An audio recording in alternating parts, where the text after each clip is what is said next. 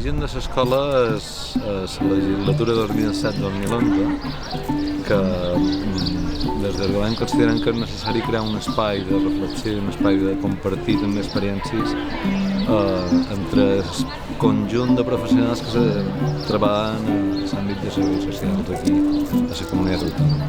Sempre intentant dur algú de fora que porti alguna reflexió interessant sobre el tema concret d'aquella edició i bàsicament la funció és aquesta. Darrere aquesta escola, primer de tot és govern. El que passa és que sempre ha tingut una vocació d'intentar crear xarxa.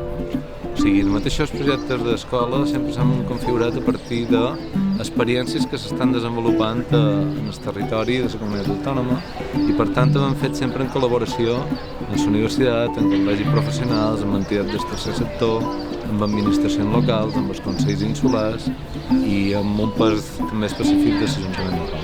S'orienta intentant definir un poc des dels principis ja quin és el camí que han de seguir els serveis socials. No només és allò de saber el que s'està fent i compartir el que s'està fent, sinó també reflexionar de cap a on hauríem d'anar. I això, en el cas del sistema de serveis socials, és particularment interessant, perquè ens trobem que el sistema educatiu, el sistema sanitari, el sistema de justícia i el sistema d'habitatge tenen un objecte molt definit i molt clar, no? I tenen una tradició i una inèrcia institucional que bacota molt, no? En el cas dels serveis socials, això és com a més difús. La mateixa llei de serveis socials dibuixen un panorama, intenten cobrir tota una sèrie de situacions que estan permanentment canviant. Les persones majors d'ara no tenen el mateix tractament que tenien fa 20 anys o que tenien fa 15 anys. Els infants exactament el mateix, les persones en drogodependència exactament el mateix. O les situacions d'exclusió social, els perfils no són els mateixos ara que fa 20 anys. Les crisis han provocat tota una sèrie de transformacions socials que fan que la manera d'intervenir i d'actuar hagi de ser distinta. Jo crec que d'alguna manera el que estic cercant precisament és això, no? És intentar definir aquest objecte igual que ho tenen altres sistemes de política social. A l'edició d'enguany apuntant cap al tema específicament de lo relacional, no?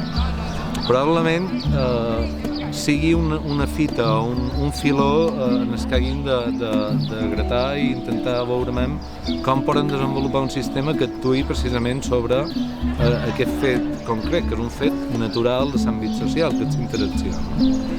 D'alguna manera, la vocació és si hem de substituir família, hem de substituir llar, hem de substituir atenció comunitària, perquè tot això està en crisi d'alguna manera, com a conseqüència d'una sèrie de factors estructurals a nivell global, com hem de fer, no? Quin tipus de prestacions hem de desenvolupar i quin coneixement científic hem de desenvolupar per fer una intervenció que realment sigui efectiva i sigui interessant per a les persones que d'alguna manera puguin demandar aquestes intervencions. No?